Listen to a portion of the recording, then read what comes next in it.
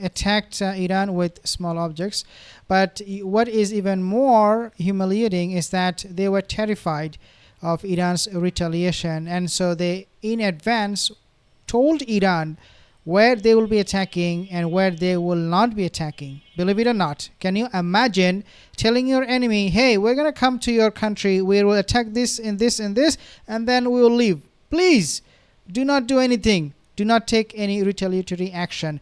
They leaked this to Dutch embassy, and the ambassador, he conveyed this message through diplomatic channels that, hey, Iran, Israel is coming, they're going to do something, and please don't retaliate, because they already told us where they will target. So you are safe, right? So don't attack. Please don't attack back Israel. So I'm going to be actually sharing with you something very, very important and interesting today in this video.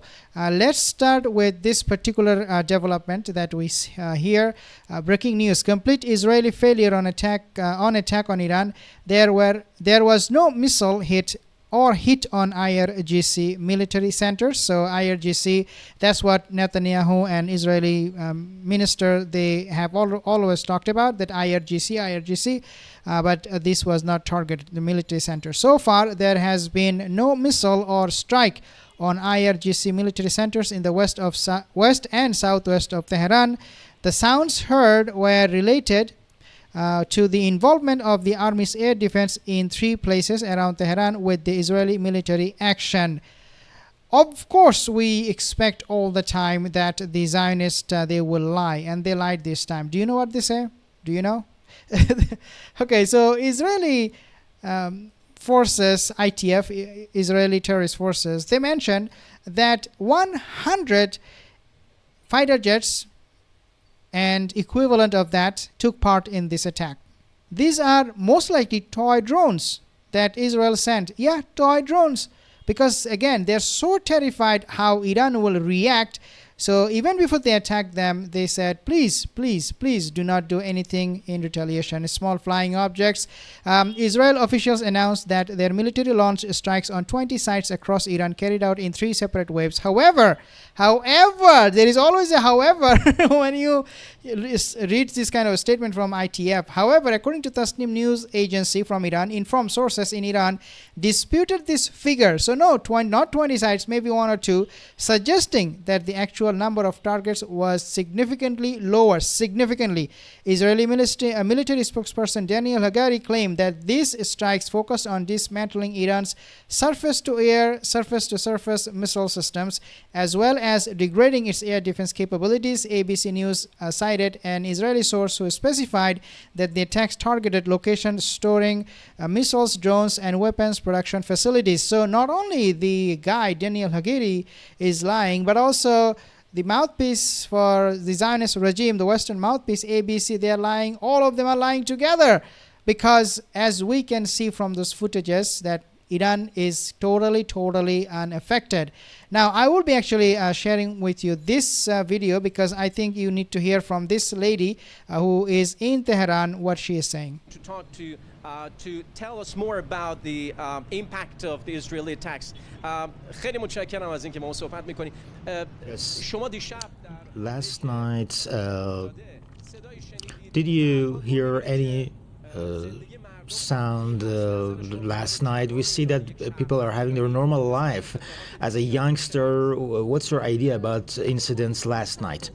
What took place last night is minor, that it was not followed by any impacts. We are having our normal lives right now, but we need to consider that after 8 years of imposed war and sacred war imposed on Iran, the country... So again, minor impact, no impact, and this lady is from Tehran. As you can see, the street in Tehran, people are back to the normal life. Can you imagine seeing the same thing in Israel after Iran launched that ballistic missiles? Of course not. You do not see that. What you see is that people are hiding underground bunkers. Is this a city that is hiding under the bunkers? Okay, you answer it for me. The residents, are they hiding somewhere? The government, are they hiding somewhere? No, not at all. So Zionists, when they want to take this victory lap, oh, we are retaliating, we are doing this, we are doing that, we are the powerful, chosen, God-chosen people.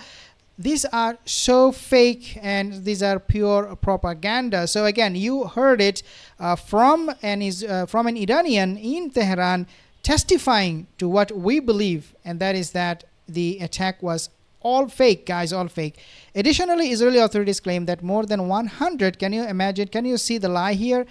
Israeli authorities are saying 100 aircraft, including F-35 fighter jets and drones, participated in the operation and returned safely to Tel Aviv. However, Iranian media citing citing local sources, stated that the operation involved small flying objects, that's what I call toy drones, were intercepted before inflicting significant damage. In addition, Tasnim reported that the strikes were carried out from beyond Iranian borders. So these were foreign objects. Israeli sources also said that the operation began with an assault on Iranian air defense positions, steering clear of the country's energy infrastructure, and blah, blah, blah, blah, blah. We did not target Iran this way, that way. Oh, we just let Iran leave because we are so powerful, we could do anything. This is exactly what they will tell you. Al Jazeera's correspondent in Tehran confirmed normal activity in the affected cities, noting that business operations and road traffic continued uninterrupted, and people are actually very, very safe and secure living in Iran. Now, remember I told you that Israel sent Iran advance warning? This is what it is. The American news website Axios reported that Israel sent Iran a warning message on Friday. So can you believe? The attack will be taking place on Saturday morning. They already sent a warning message on Friday. Like, at least I would assume they gave Iran maybe 5, 6, 7 hours, or who knows, maybe more than that, maybe less than that. But the point here is that they were not even attacking Iran when they gave Iran warning. Hey, by the way, guys, we're coming. Please be careful. We don't want you to, have any damage, because if you do, then we know you're going to retaliate, right? And you're going to just destroy us. Please don't do that. Those 200 ballistic missiles, oh my God, they were so terrifying. Please don't do that again, because we are terrified. We are diaper army. Look at us. We are so pathetic.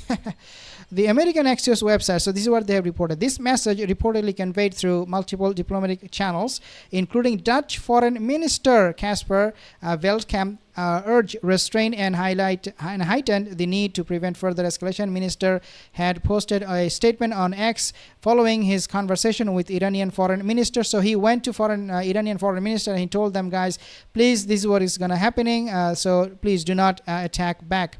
The Israelis made it clear to the Iranians in advance that they are going to attack in general and what they are not going to attack. So again, telling every single details. Okay, so this is exactly okay. Before I move on to that one, I just want to read a little bit here. So two other sources said Israel warned the Iranian not to respond to the attack. Israel warned Iranians not to respond to the attack. They warned Iran. Like, who are they to warn Iran? I mean, the diaper army, I don't think they can warn anybody other than women and children. Hey, leave the area. This is exactly what they're doing in northern Gaza. That warning them, they're telling the children and the women there, hey, please pack up and leave.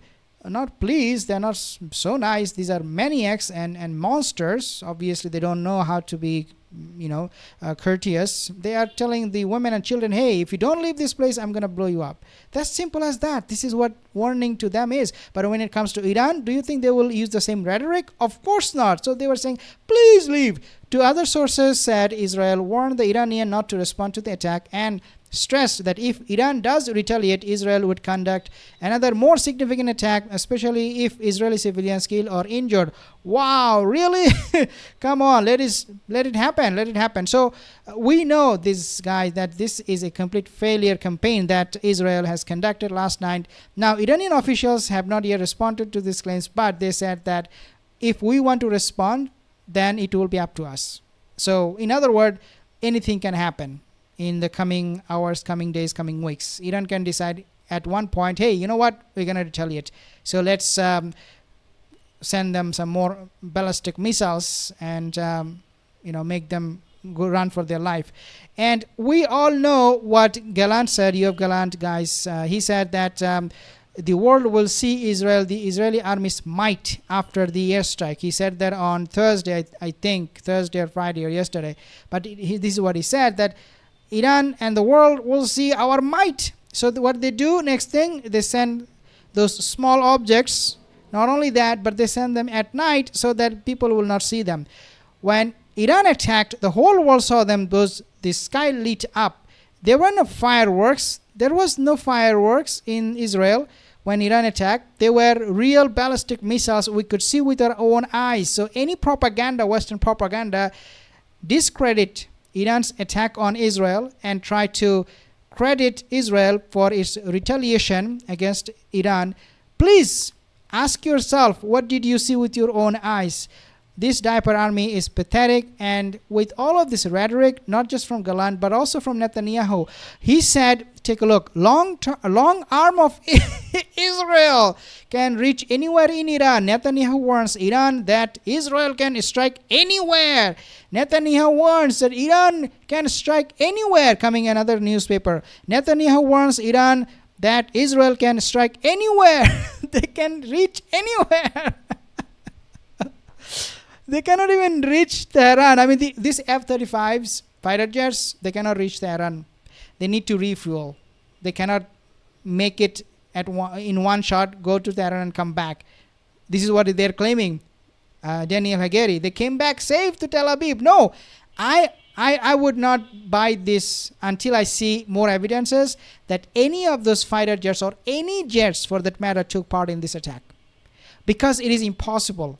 Logistically talking, the distance-wise, refueling need, and all of these things, if you take all of these things into consideration, it is impossible for any fighter jet to reach from Tel Aviv, from Israel to Iran. Unless, of course, the puppets like Saudi, Jordan, Egypt will help them. Unless that happens, it cannot be possible at all. And this is why Joe Biden did not give Israel F-35 refueling airplanes when they requested Joe Biden back in the year 2022. Joe Biden said, hold on it. We do not want any war. And why U.S. did not want any war with Iran? It is obvious, because U.S., all of the bases will be gone. And U.S.'s energy supply, the whole Middle East will be on fire, and U.S.'s economy will just collapse. So they never want a war with Iran. And so he said to Israel in 2022, when Israel requested those refueling airplanes, he said, no, I'm not going to be giving it to you, because if I give you, you guys are maniacs, lunatics, just like myself, Joe Biden.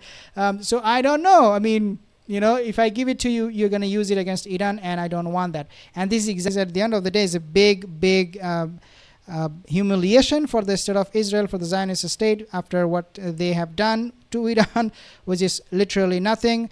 I will see you in the next video. Have a wonderful day.